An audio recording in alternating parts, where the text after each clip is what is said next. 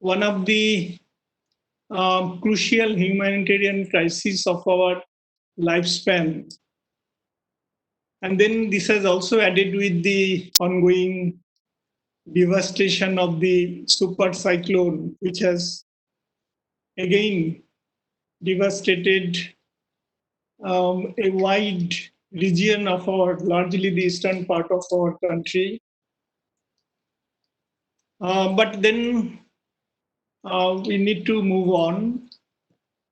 And I must say that I don't know how much I can articulate because I didn't come out with a kind of a grand narratives talking about my basic theme, museum and the representation of the indigenous communities.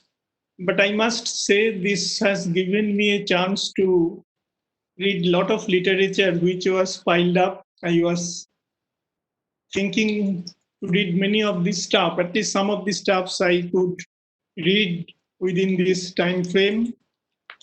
And so what I'll do basically that I'll have some kind of an broader critical comments regarding the basic understanding about ongoing museum movements, the major issues which was talked about in relation to largely the anthropological or ethnological ethnographic museums, and then gradually try to focus on the question of representation, linking with the question of museum and Indian anthropology as such, where I like to share my experience of being part of a museum which is known as Indira Gandhi Rashtriya Manav Sanggrahalaya, National Museum. Many people call it as a museum of museums also. And then we'll try to, maybe if time permits, we can have some question answer session or some kind of a discussion.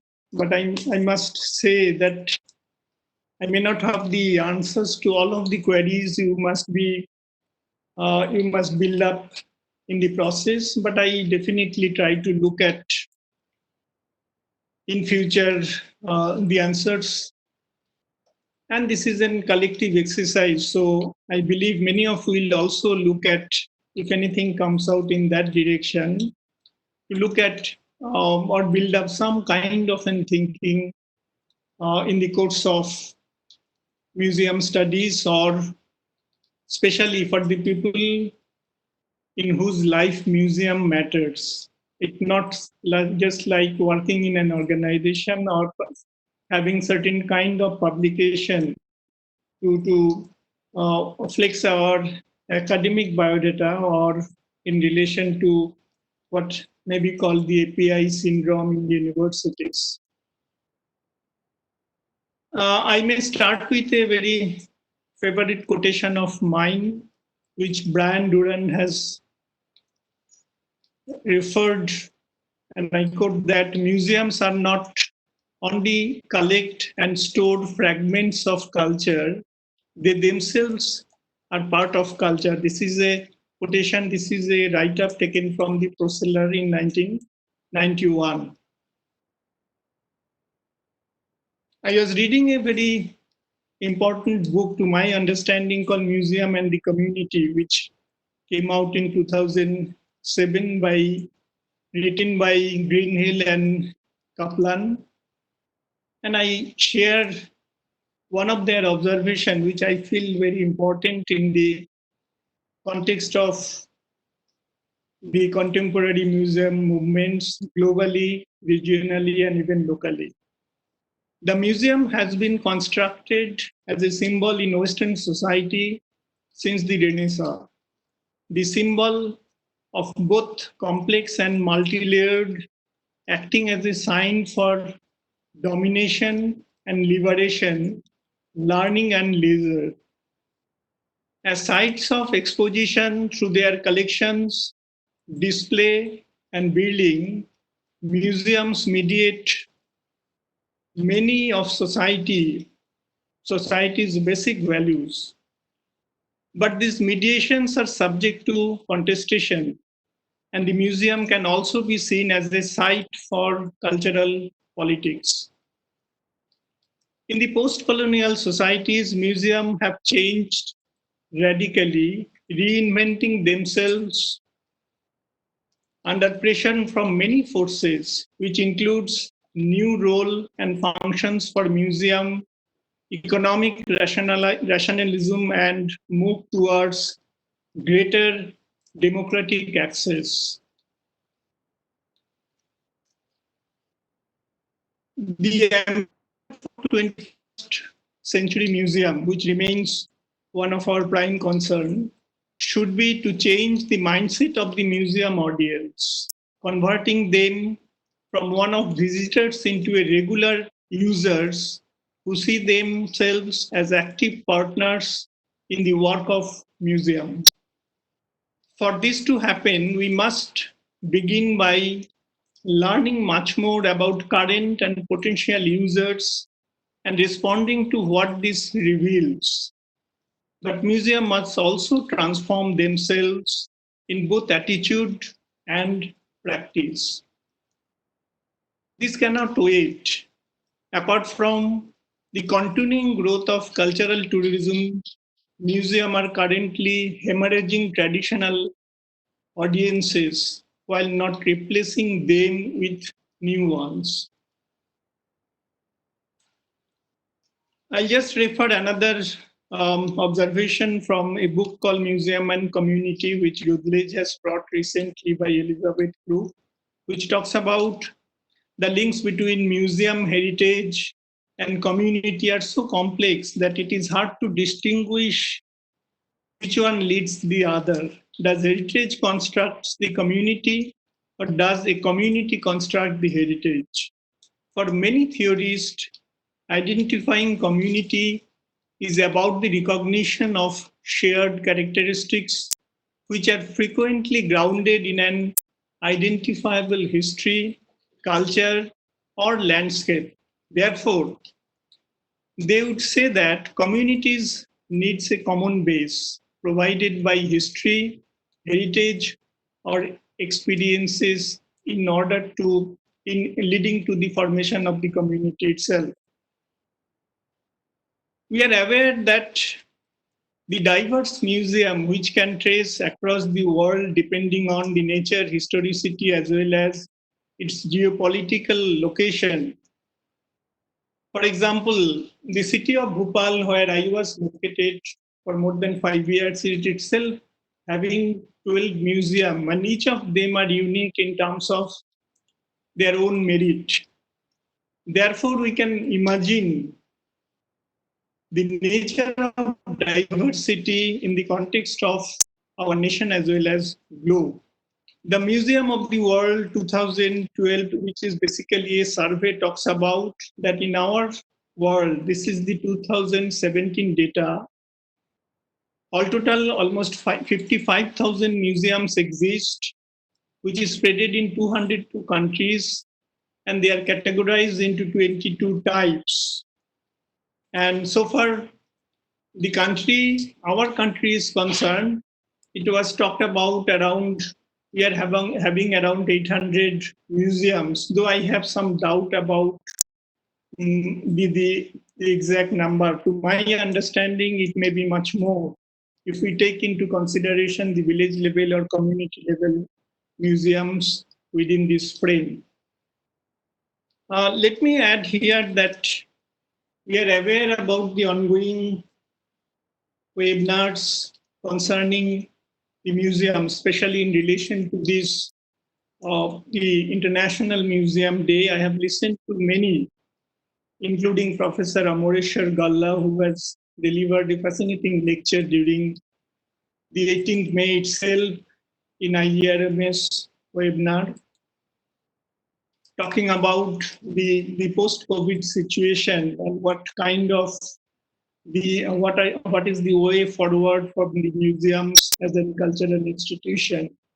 Now, on the same day, I have written an article in a daily newspaper in Arunachal called Arunachal Times, reflecting some of my concern. I'm sure some of you must have read that article, but let me just have a some points from that article itself, which I feel relevant in the context of what we are doing today. There cannot be any doubt that this ongoing pandemic has given a big push on the debate concerning the role of museum in the 21st century. This has led to a rethinking for a new definition of museum itself. And J.T. Sandel, who is chairing the ICOM's Redefining Museums Committee, she reflected that the earlier definition could not articulate the need for cultural democracy, the notion of inclusiveness in the context of huge diversities and initiation of research which must accommodate most of the crucial as well as the emerging issues of our time. So they looked for a new definition, and this was discussed in 2019, which is, I think, which is not yet finally given confirmation by the higher bodies. But I found the new definition is very interesting and which I like to quote. Museums are democratizing, inclusive, and polyphonic spaces for critical dialogue about the past and the futures.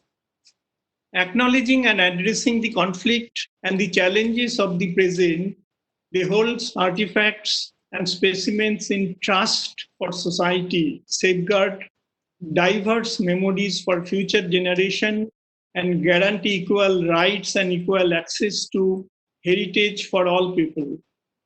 Museums are not for profit. They are participatory and transparent and work in active partnership with and for diverse communities to collect, preserve, research, interpret, exhibit, and enhance the understanding of the world, aiming to contribute to human dignity and social justice, global equality, and planetary well-being.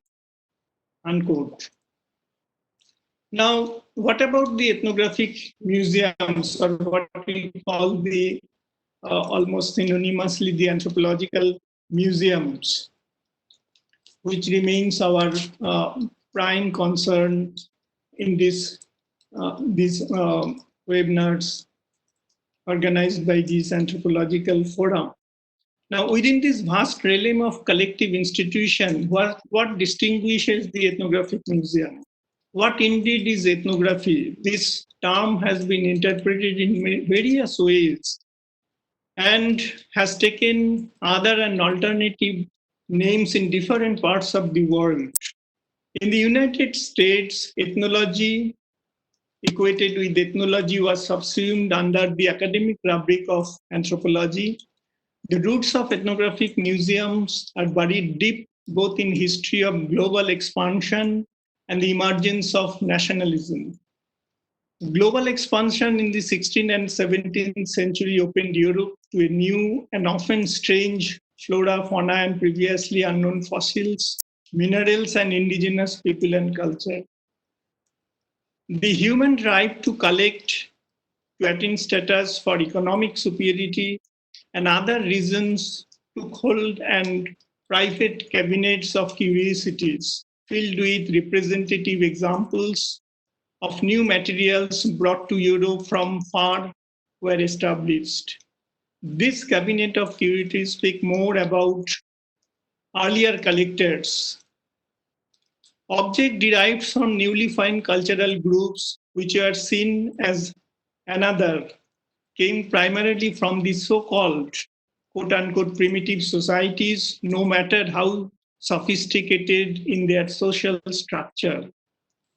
Many of the private such cabinets of curiosity, in fact, formed the backbones of vulnerable European national ethnographic museums founded in the 19th century or earlier. I'm not going into this history of these ethnographic museums in the context of the globe. There are multiple books which is written in this context for understanding the experience regarding such ethnographic museums and its linkages with the colonial past. Now, according to Hedley, who has written a book called Anthropology, Museums and Museum Anthropology, he writes that anthropology museums are often defined by their collections, which typically originated from non-Western and often small-scale communities around the world. Their approach tends to prioritize objects, cultural and historical, in cultural or historical context. Museum anthropology refers to the work that anthropologists do within museums, as well as in anthropology study of museum as an important institution within the modern society. It encompasses a broad range of academic and professional concerns.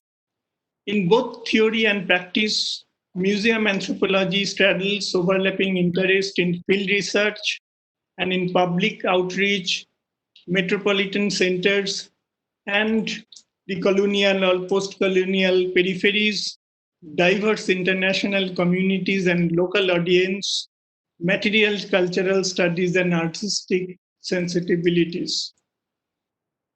From the late 19th century, museums with ethnographic collections, particularly those based in universities, were core institutions in the development of anthropology as a specialist discipline. While anthropological interest in museum and material culture studies went back from 1920s, over the last few decades, there has been a remarkable revitalizations. Ongoing changes have been prompted by new approaches to museum theory and practice, the development of an anthropology of museum, a renewed academic concern with objects, materiality, and the relation between the person and things, the interest of what is quote unquote the source communities, and the growing recognition of the potential of museum as central institution in universities as well as among the civil societies. Let me just quote another, which I am very convincing to me, from the same author, Harley's observation, and I quote, "While museums are often criticized as the sites of appropriation, their trajectory over the last few centuries can also be understood as a part of democratization process, with access to highly valued collections gradually opening up for broader publics.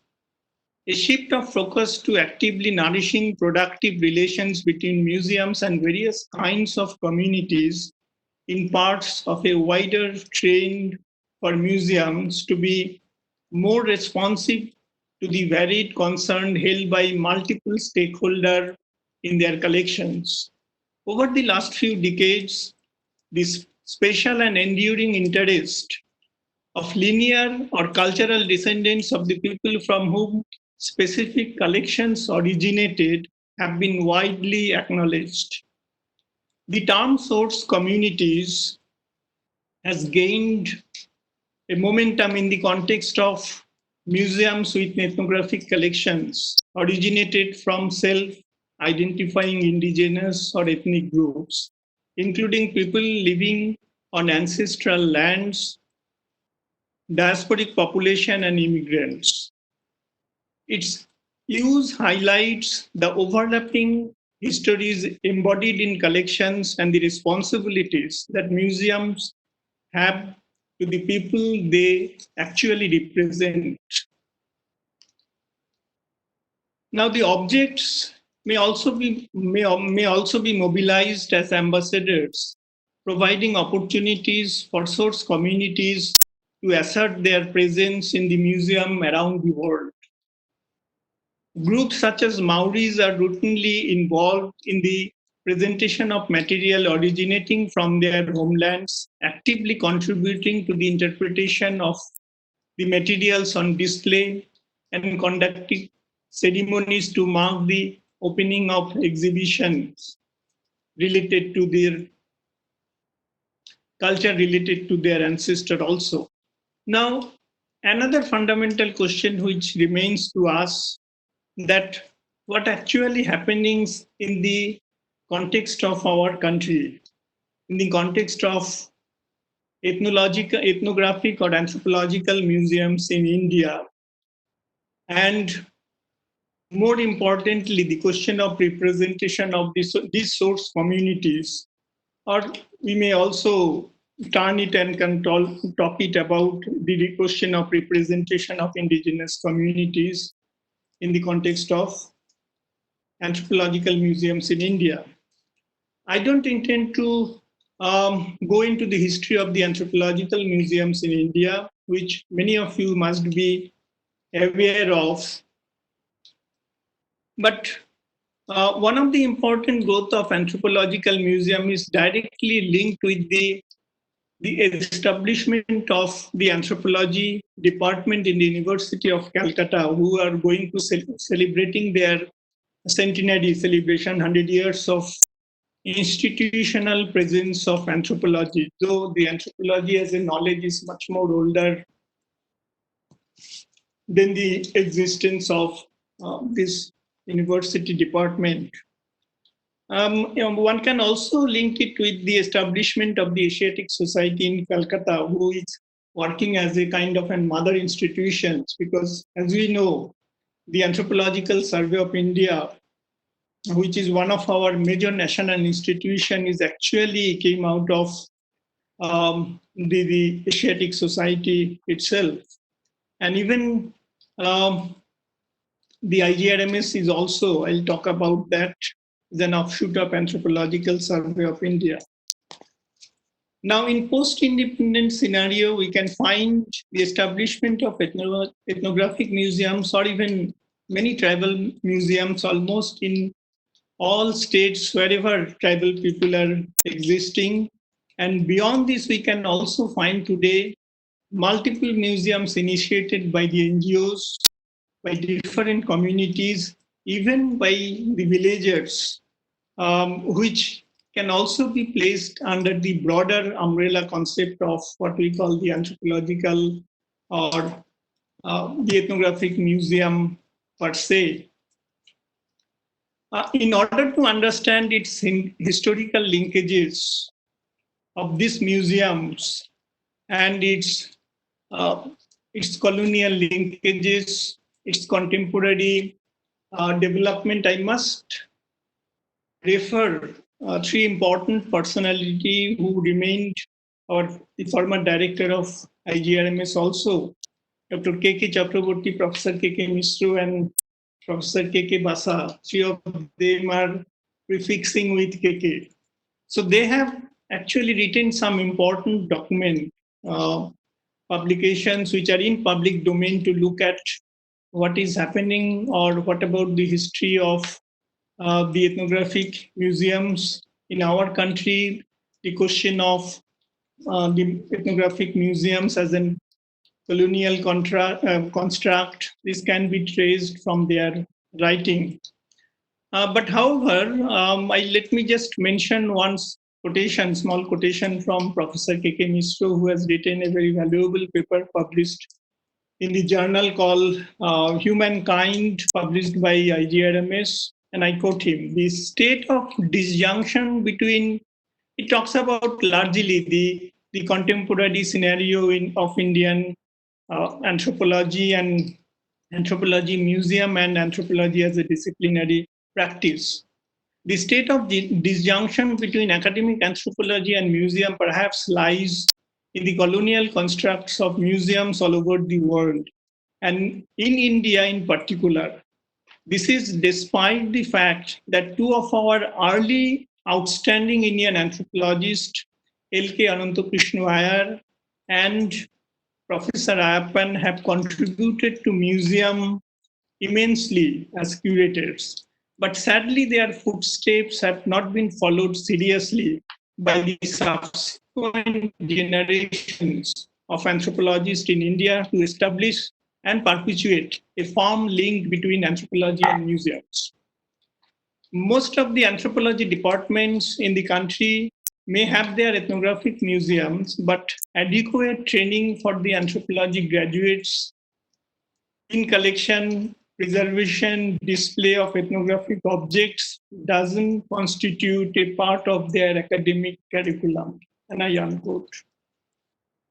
I must add here, which I have reflected in many of the forums also, that the most of the Department of Anthropology has not included even the basics of museum anthropology in undergraduate or even the postgraduate syllabus.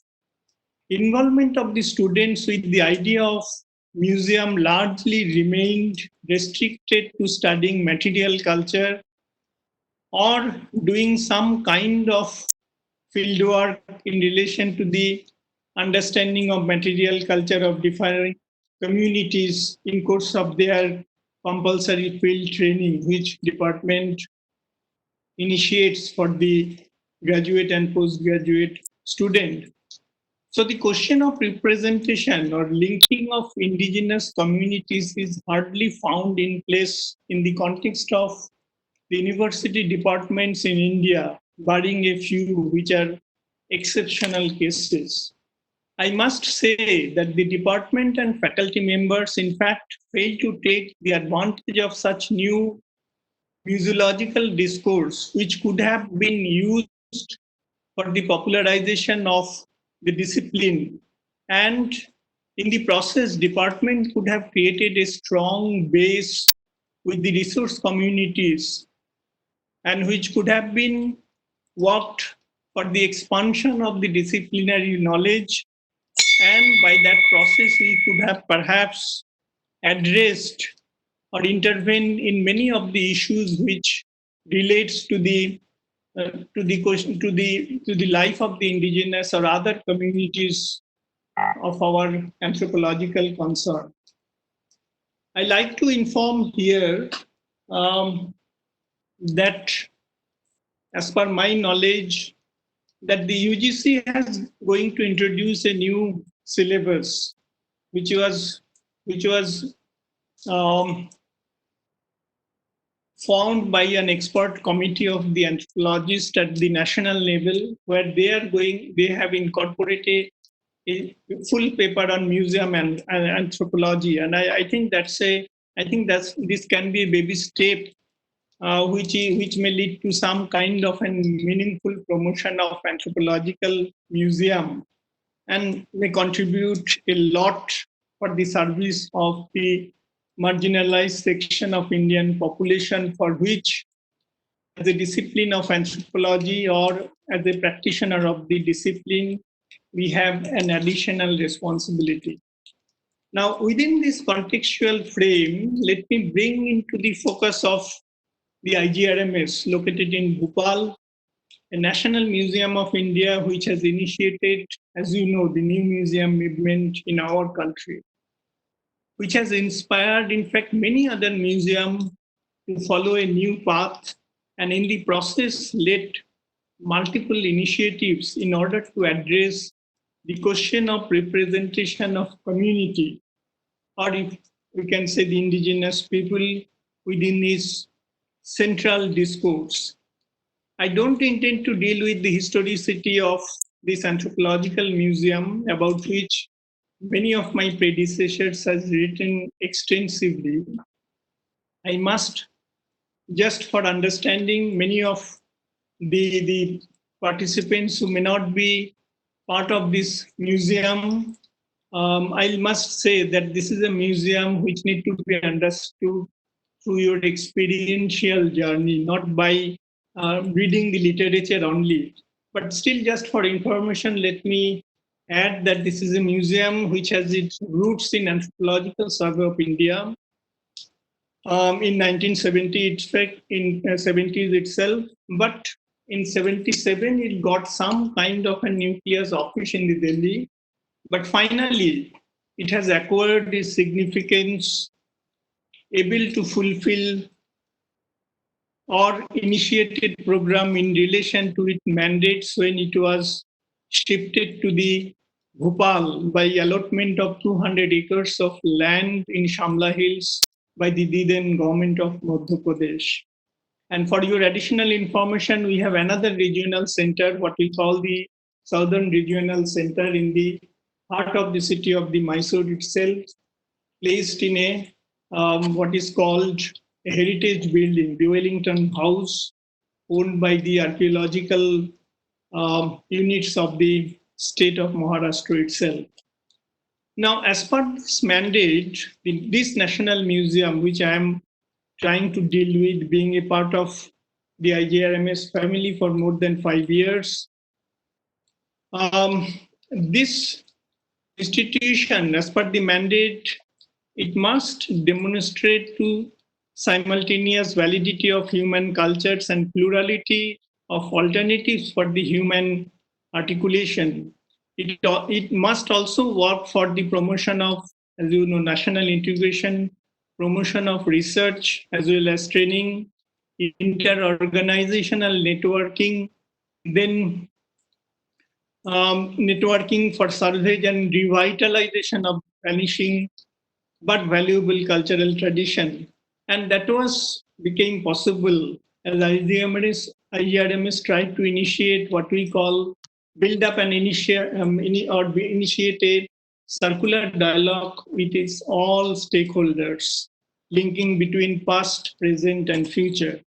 Now, if we go through the literature regarding the future agenda of anthropological museums or the ethnographic museums, what should be in the 21st century, then we can categorically say that IGRMS, since its establishment in the city of Bhopal, tried to cater those functional roles to a great extent. I'll not say it has done everything which a national museum must do, but definitely it has initiated multiple roles in the process of bringing communities across the state, across the region of our country, irrespective of ethnic divide, and given them a space, a very significant role, not only as a co-curators, but also involving them in many decision-making processes of the institution. Let me take some few selective examples from this organization, which gives you some sense of what exactly happening within the institution. As I have told that I'll just reflect on a few very selective examples to make you understand some of the work which is initiated, which is ongoing within this institutional frame. This, as I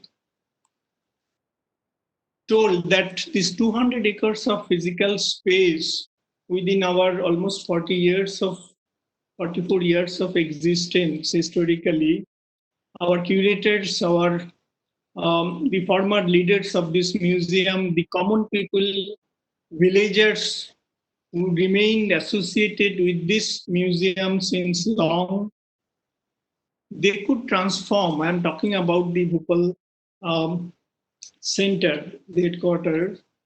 They could transform these open 200 open space landscapes into cultural space. So we have 13 kinds of cultural segments, I'll say, cultural landscape, built on different themes.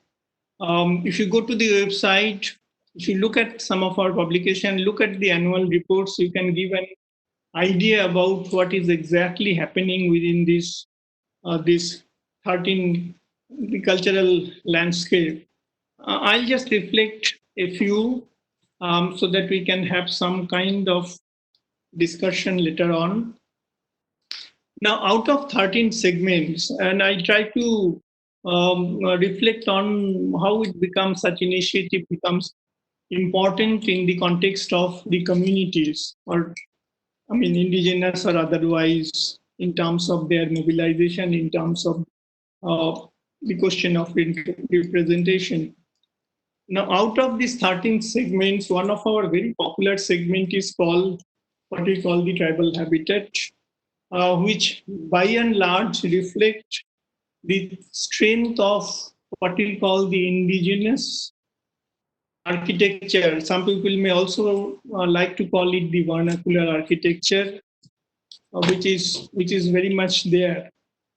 Now, every year we try to add some new structures.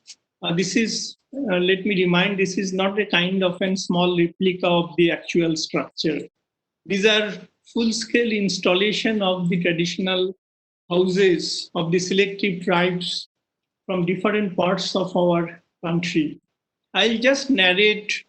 During my time, there are multiple such houses were installed, with where our curators, our other staffs played a very marginal role. It is the question of the involvement of the people themselves in taking every decision in terms of the location of the house, in terms of the utilization of materials, and then the final construction, the ritual performance, and its maintenance is in course of time, because these are all temporary structures. I remember that we had one of the biggest structure in our travel habitat segment is a house by the Wangchus. In fact, this is a house of the Wangchu chiefs, which is a huge structure, and we have the huge documentation of how this structure is actually made. Now, all the materials was transferred from a village called Longding, from village nearer to Longding. Longding now became a district itself. So people came and stayed in our campus villagers for the first time in their life to Bhopal. And for a long time, almost 45 days, a large number of people, and they then gradually constructed their house.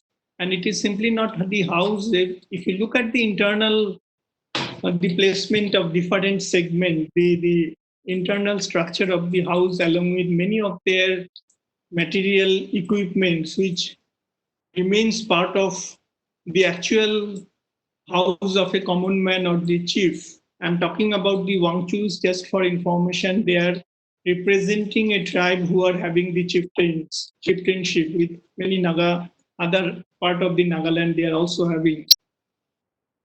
Now, that was a huge exercise. And what was the point which I was trying to bring into in this narration, that in the process they have made a huge log drum, I think, which is a one of the precious collection in our ethnographic objects, which is more than 28,000. It's a log drum. They call it in their local language kham.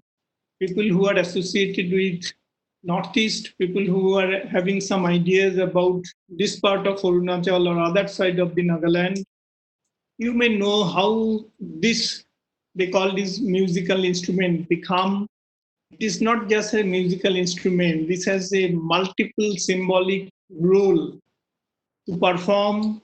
And I will say during the days of what is called the so-called headhunting, I'll say, because whether we can suffix the word hunting is a question really. We need to think critically.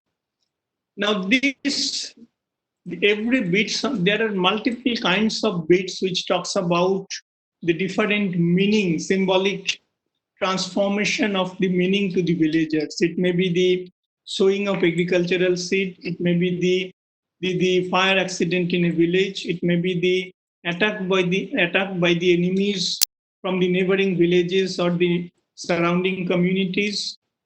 Now, as I have worked among the Wangsus for a long time, since 1995, when I came to this university called that time Arunachal University, today Rajiv Gandhi University, Central University. I know the implication of this lockdown and how this very important symbolic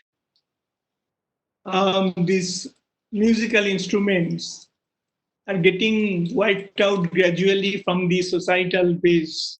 It is not only for the Christianity, there are multiple other forces of what is so called, we call the modernity remains responsible, for which Wangchus are known as one of the greatest wood carvers. That whole wood carving tradition is now went from the societal base and became confined to certain emporiums within the four walls of emporium.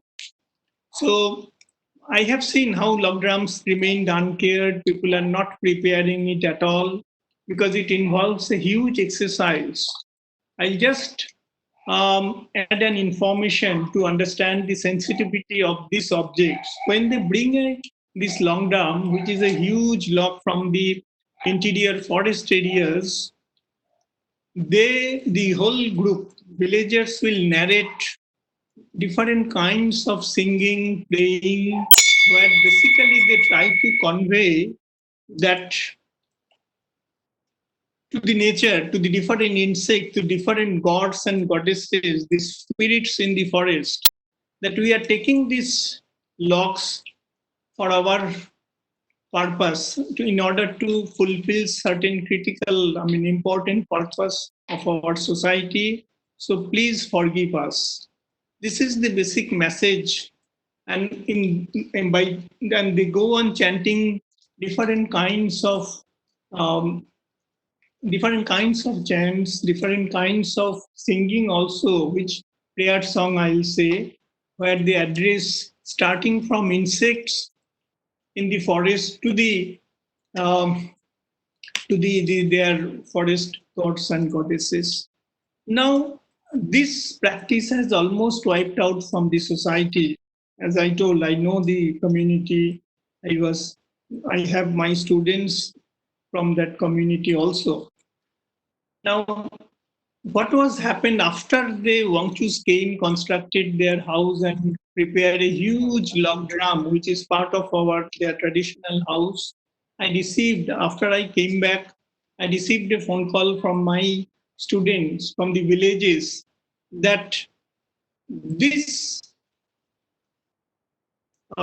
installation has given so much impetus to the villagers in terms of the larger communication in the to the larger, the so-called mainstream population of our country in the media, that once they went back to the village, then after that they have constructed or carved, I'll say, three log drums and kept installed in different parts of their villages. So I'm basically talking about what we call the revitalization of the culture. Now, this is just to elaborate how such installation of a house, it's not a symbolic meaning of a vernacular architecture or reflecting the strength of indigenous architecture. It has larger meaning for the community as well. So the question of this engagement, question of this reciprocity, many a time, many activities has led to the what is part of the mandate of IGRMS, called the revitalization of, if possible, their cultural past. Um, I'll just, we are coming close. I'll not go to much examples, but I must say that again for the audience who have never visited this museum. Now, this is the only museum in the world where we have established or installed, I'll say the established what is called the sacred grooves. I'm sure, being the student of anthropology or practitioner, professional anthropologist, you are aware about the importance of sacred groove in the context of the preservation of our forest resources. After so much of institutional presence, Indian Institute of Forest Management, so much of modern institutions which are definitely playing very crucial role. But we have also understood that there's so much of knowledge within these communities which are also equally relevant, perhaps more relevant for the preservation of our natural resources.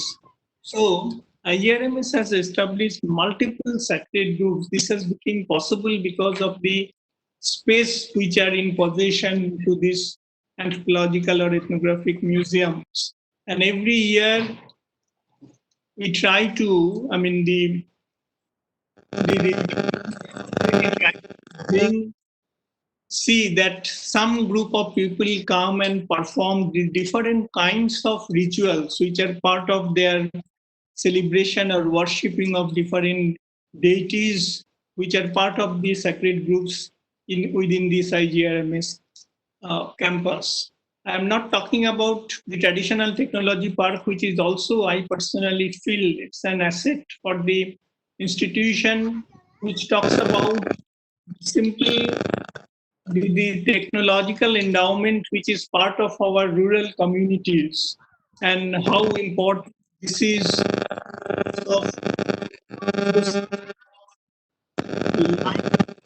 the for the rural part of our nation state. We have also, let me just also try to focus, we have also tried to, as part the agenda, build up linkages. At the one hand, we are trying to build up linkages with the national level institutions. At the same time, we have tried to extend our boundaries and working with the different communities at the village level. And I just like to mention here that within last 2 years, we could establish what we call cultural interpretation center in a village in Manipur, a village called Khoirentak, and this was became possible. The land is donated by the villagers itself, and I believe most of you are aware about our the legendary boxer Medico, who has constructed a double-storied building within that land which is given, and IGRMS has built up a cultural interpretation center. Now, this is why we have done this exercise. This is, we felt that there is a necessity of building linkages with the hills and plains. This is part of India's northeast. And through this kind of cultural interpretation centers, we are trying to build up narratives looking at the local, even the storytelling tradition, local craft tradition, doing exhibitions, very meaningful exhibitions, which has created a kind of an meaningful linkages with the rural mass. And that's the question of what I was trying to talk about, the question of people's representations. I'll just, the last example I'll give and then come down to the concluding part so that we can have some discussion. Um, for last 3 years, this will be the fourth year, in fact, as I am time and again talking about the representation. Now, IGRMS has created, um, this was the part of our collective imagination of our curators, our people who are in different statutory bodies, they have given equal support, and that's why it became possible. We are doing a what is called tribal literature festival. Most of us is aware about the Jaipur Literature Festival, which has a huge international expand today. Just 2 days back, I was listening to a webinar which is talking about this festival and what they should do in the current situation. Now, this is a kind of an national level platform we have created for the tribal people, but it is not exclusively for the tribes. We are also concerned about many of the other community members in whose life the question or the understanding of the issues of the tribes really matters. It's a question of largely not only the anthropologists, people from different background, painters, people from literature, they are joining us, and we could organize it at a massive level, and that became possible because of the support or the penetration it could have in different states of our country. I'm sure that this will take a huge, obviously we dream about that kind of an possibility where it may gain an international recognition. I must say that even the Parliament Standing Committee has um, taken a positive note of this, which is happening within this 200 acres of space. Let me end up saying, I mean, with certain observations. I'll not say the conclusion, certain observation regarding the ideas of ethnographic museums in a larger sense, that today ethnographic museums attempt to transform themselves into lively, engaging spaces. They continue to house rich collections of tangible materials which tells about practice, culture, skills, and values of society near and far. They remain as the nexus between living culture in their communities. It also takes care of the question of intangible cultural heritage. The voice of the authority has shifted from knowledgeable curators or scholars to the community members who carries first-hand knowledge in the milieu from which the tangible actually derived. And in fact, I was trying to um, focus on giving certain elementary ideas of the actual practice within this uh, museum. Now, with the incorporation of uh, the tangible expressions and what I have tried to express in terms of giving space to different kinds of creative domain, I think ethnographic museums in our country is trying to build up a new kind of an role. I must inform that in the last year itself, we had a 3 days national seminar where we tried to bring forward scholars or the representative of almost 40 museums from different parts of our country. And we had a seminar called the ethnographic, basically looking at the future of ethnographic museums in our country. And what was fascinating, what was revealing to us, that it is not only the IGRMS, there are a lot of museums, very local level museums, bigger museums, the NGOs, which are coming out with an excellent mandate, which addressing the question of the pain and pleasure of human history. I must mention about the Partition Museum has an excellent presentation. I must also add about, which is very relevant in the context of our country, the Remembered Bhopal, a museum which was built up addressing the Bhopal gas tragedy, right? I don't know how much we have learned lessons from that experience. As you know, the recent experience in other parts of our country. I must conclude by just quoting one paragraph that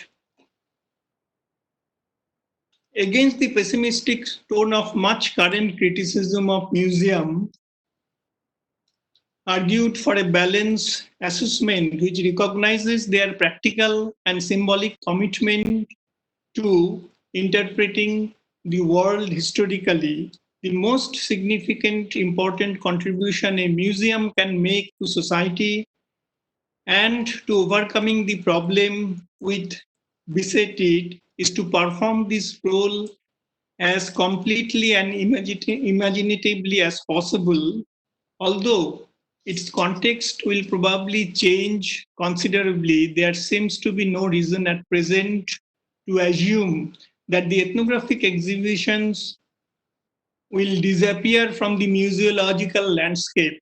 In fact, the prospect for its lively continuation are good, especially with the participation as equal collaborators of those who were once only treated as the informant or the subject of display. I mean, from the perspective of linked with the history of anthropological museum, I must end up saying um, a line, from an article written by none other than Kobita Singh, which was talking about there was the international symposium about the future of ethnographic museum, and he writes the title of his title of her paper was "The Future of Museum is Ethnographic." With this, let me conclude um, this brief sharing of some of my ideas, but I'll be happy if you have certain things to address. I don't know how much I can immediately link to it because we are also coming closer to the time frame. Otherwise, you can always write back to me. I'll try my best to reflect on, reply back to you, reflecting my understanding about the ethnographic or anthropological museums, which is part of my uh, journey process itself. Thank you.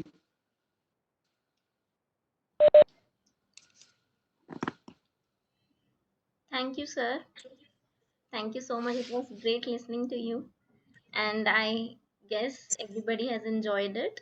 And I will open this floor for questions. Please, if you have any queries or any kind of discussion, please ask.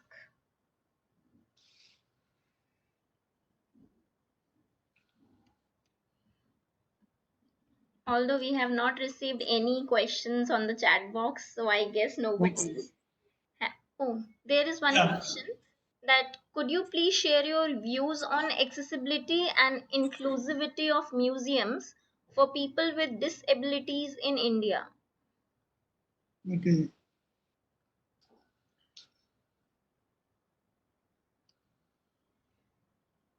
Okay, let me just respond. I think this is a kind of an responsibility remained, particularly with all the national museums of our country, that they should address the issue which relates to the question of disability. And I could not talk about every aspects of the museum where I was part of, but I must mention that this is one of our core agenda. If you go to our website, look at our newsletters, look at our annual report, you will find that every year we have dedicated program, not only bringing the disabled or physically challenged today, what we express in a much more um, meaningful way. We have dedicated programs for them in the form of workshops, different kinds of program, the cultural performances. In fact, in Bhopal, some of you may be aware that there is a kind of a blind challenge car rally which has got national recognition. IGRMS, the museum which I was talking about, is one of the core partner of that whole program. And not only that, this is I am talking about the Bhopal in our different parts of our country, different regions, our curators and other staffs. No, we take it as a kind of an outreach programs, and we try to do meaningful programs with this kind of an the segments of our society who also their issues need to be addressed. So this is as a part of the mandate we do it, and there are a variety of programs, right? Even just for your example, I'll say most of the IGRMS is known for its outdoor installation. And if you visit there, you will find we have, for most of the exhibits, we have the braille presentation, so that that can be, this will be utilized by the such physically challenged population. We go to the different schools. We have a huge linkage with the different kinds of organizations who are doing a great job. With them also we try to collaborate so that we come out with a meaningful program, or what you were talking about in sense of the inclusion.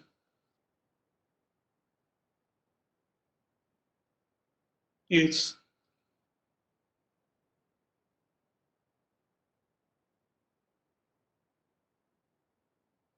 Yeah, I'm not listening. Your sound is not coming. Sorry. Yes, now I So, can listen. Yes. along with material heritage, how can museums capture or communicate the associated cultural knowledge which is incorporeal? Um, Again, I take the examples from within the museum sites itself. So this, as I told, no, if people, in order to understand this institution, what is happening, one should have a kind of an first-hand experience, so that many of these questions can be um, answered within this institutional frame. I'll just tell that um, we have a segment called um, mythological trail, right? Now, this is a kind of an experiment which our curators has done, that the I mean, I'm not going through the a kind of an delineation of boundaries between myth, whether myth is legend, folk tales. I mean, that leave it in that sense. If we take myth in a larger sense, the community myths, which are basically a kind part of an intangible cultural heritage.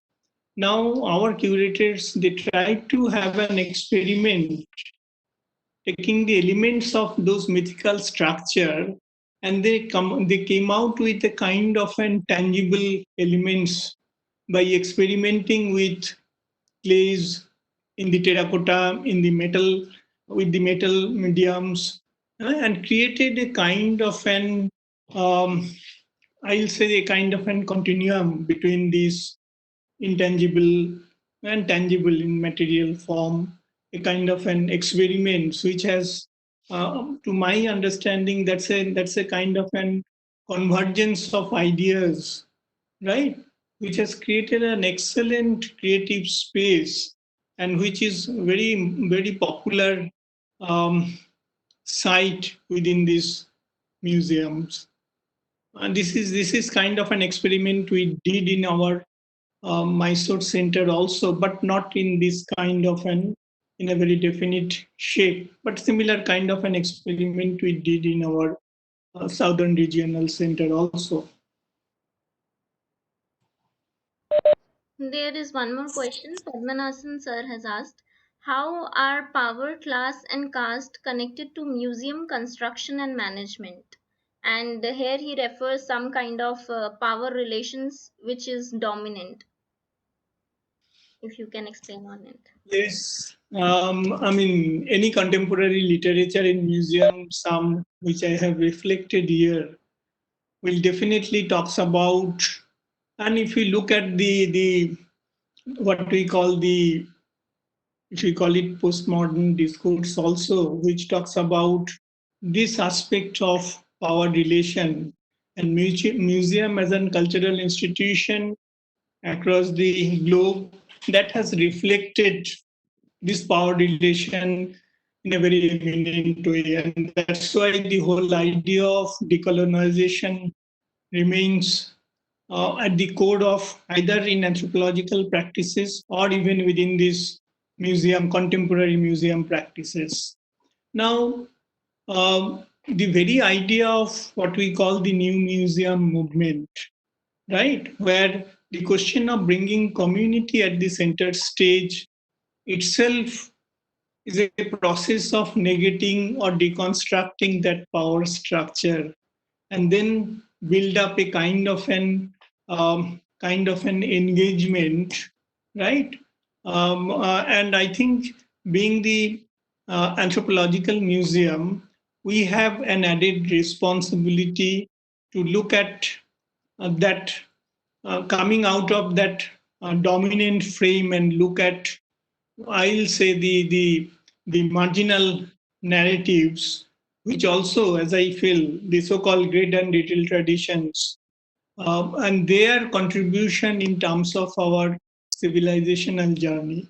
I think IGRMS as an institution, and this is not IGRMS, many other institutions of realized this importance, and they are experimenting and giving voices to the so-called voiceless, no, and bringing them into the center of focus, so that the so-called domination of power structure in the decision making process, in the process of administration, can be relocated, right, and giving a legitimate space to the people who actually deserves in an space in the ethnographic museum. Their narratives need to be focused, and that we are trying to focus largely. So there is one more question from Anandita Nayak. So she's asking that you have mentioned community and just so you have mentioned Vanchu community are going through revitalization to maintain their tradition. So she wanted to know whether the community members who have traditional religion or who are converted to other religion to Christianity and Buddhism are jointly organized or maintaining their efforts in revitalization process. Um, I am talking about revitalization in relation to one aspects of their cultural practices, and there, as for the information, they have overcome that kind of an no religious ideological divide. Now, Wangchus, those who have read the literature which are available with the Wangchus, or those who have done work among this community, they have their traditional religion. But today, I think almost, if not 90% of them, are converted to different, no, um, Christianity, in a sense of with different denominations. That is there, no, and I was talking about that has not only that remains also largely responsible. Many of these, the so-called their traditional practices, is getting gradually wiped out from their community base, which has the traditional ritual linkages, sacrifice, and other things. Um, what I was trying to look at, I mean, the information which I gained, why I am talking about this kind of the significance of this kind of practices which is taking place have an impact on the community. It may not have similar impact in other communities. That they understood, right? If you, it's a question of religion. You need to understand in a much complex sense of, there are so much of literature, Christianity per se. There are local forms of Christianity also.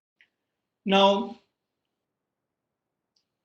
during their stay into this, again restructuring or carving this loggram, which remain one of their symbolic identity, I'll say, in terms of the construction of what Wangchu identity.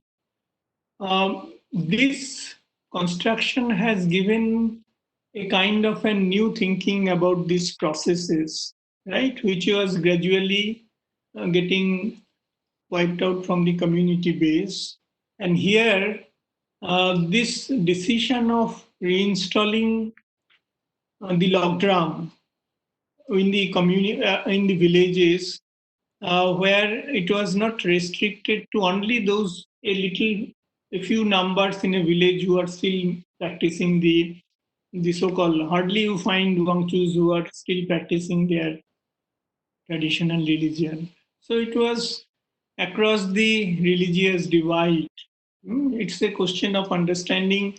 They are not perhaps going to have.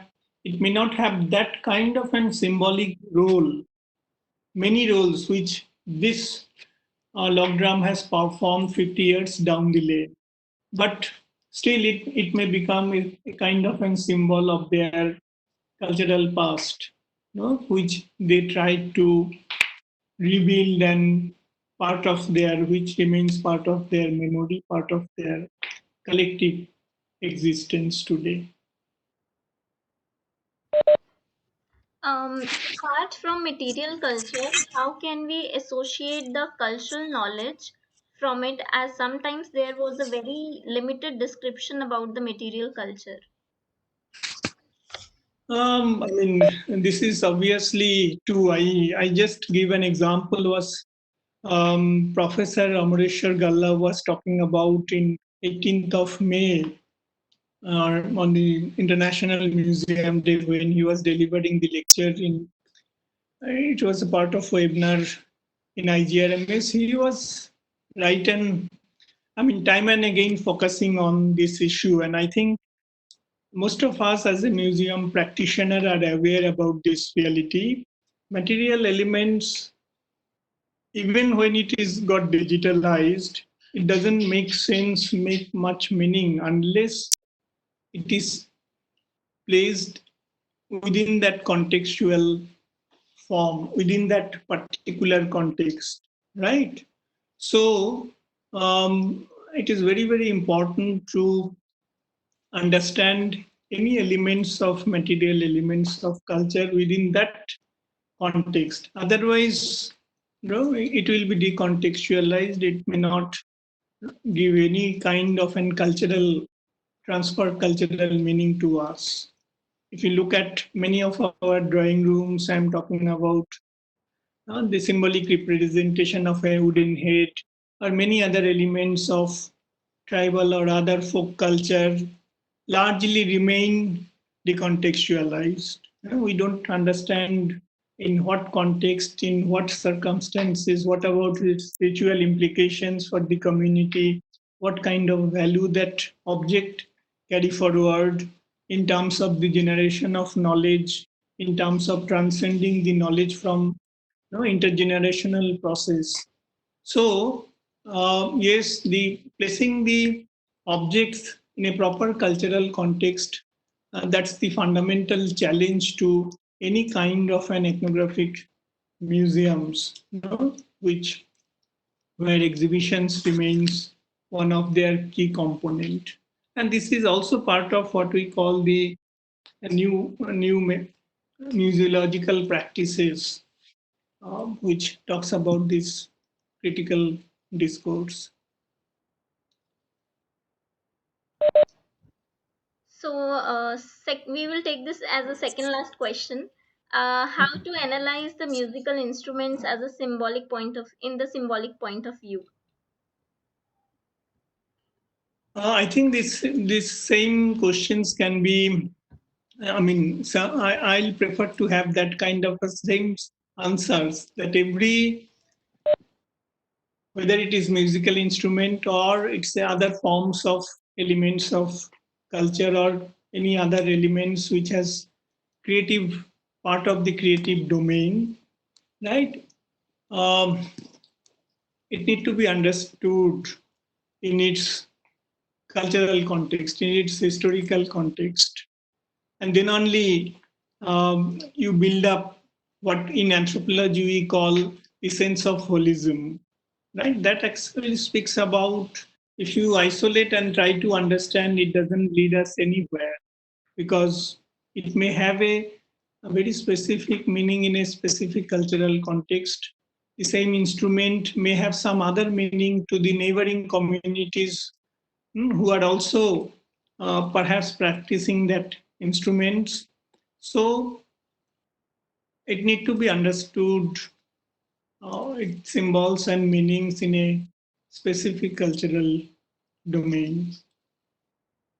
So, I'll say musicology, which constitute it's a kind of a new um, it constitutes a new discipline itself. It is no more a sub-discipline of anthropology, though it has its strong root attached to anthropology. It's an interdisciplinary discipline, I'll say. And this was taught across the world. It has its own methodology and ways of presentation, but definitely it has a strong linkage with our anthropological understanding, anthropological knowledge building, the methodological strategy, or the construction and deconstruction of meanings and symbols in the societies. so we will take up the last question that if any universities have been offering distance mode of course on museums. I just forgot to add that dimension. Um, Last year itself, again back to the institution, which remains parts of my life. We have introduced not distant mode, but we have introduced a PG diploma course in museology within the IGRMS. But it's a little bit different way we try to introduce, giving the practical components larger focus. But that time itself, there was a discussion on this issue, whether we can introduce a museology course in distant mode. I'm not sure. Whatever information we have tried to collect, we didn't found such institution. But I feel personally strongly, and that was the decision was taken part of our committee minutes also, that in course of time there is a plan within the IGRMS also where this can be taken in a distant mode. And I'll just pass over the information which is part of the national discourse. Perhaps Government of India is going to establish an Institute of Cultural Heritage where all these issues will come, right, in terms of, I mean, pedagogy, in terms of the practices. So that may create a new possibility, because many a time those who are the practitioners, those who are actually working in different museums, especially either government or private museum, it is very difficult for them to come taking a whole year leave, right? But in a distant mode, that, and especially the kind of world which we are heading now, the digital domain, I think many organization will come up with this distant mode museology course that has to be. And definitely I feel that has a huge market, provided how we are going to orient the syllabus and what are the components and who are the people involved. That actually matters.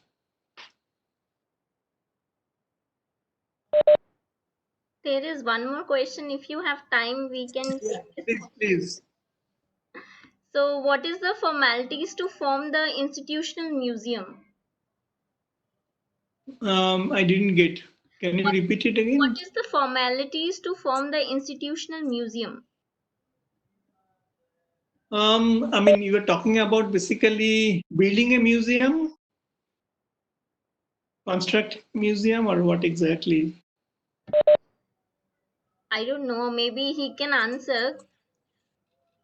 Someone Uh, has wrote. I mean, anybody is free. I mean, if community takes a Sir, decision, good evening, sir. Hello, good evening, sir. yes, please. Sir, I am working as a history department Okay. in our college. In our college, I want to form a museum. What are the formalities, sir? Okay. If you want to, I'll say that if you actually, by forming a museum, actually you are hinting at some kind of financial help, right? Which can lead to the formation of museum. I'll add here that Ministry of Culture, Government of India, they have a scheme. If you go to the Culture Ministry's website and look at the museum grant provisions, you will find there is a scheme where you can a form you can download, you can fill it up, and then you can apply.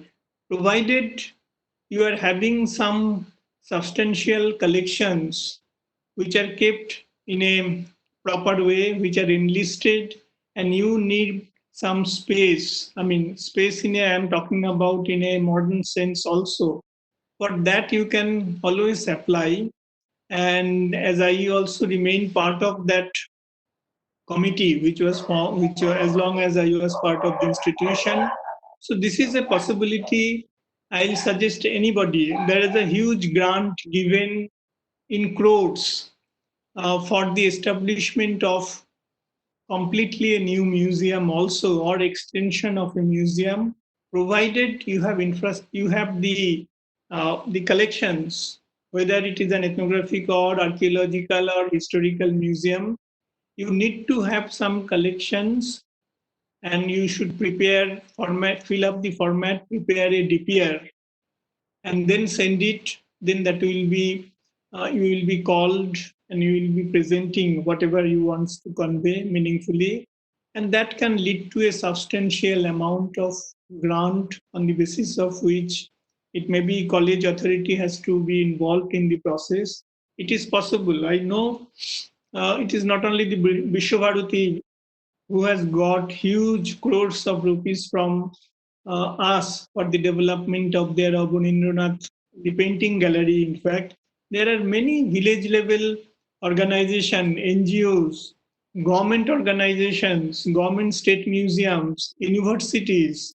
They have received grant from the Ministry of Culture for the proper establishment of a museum. So that can be one.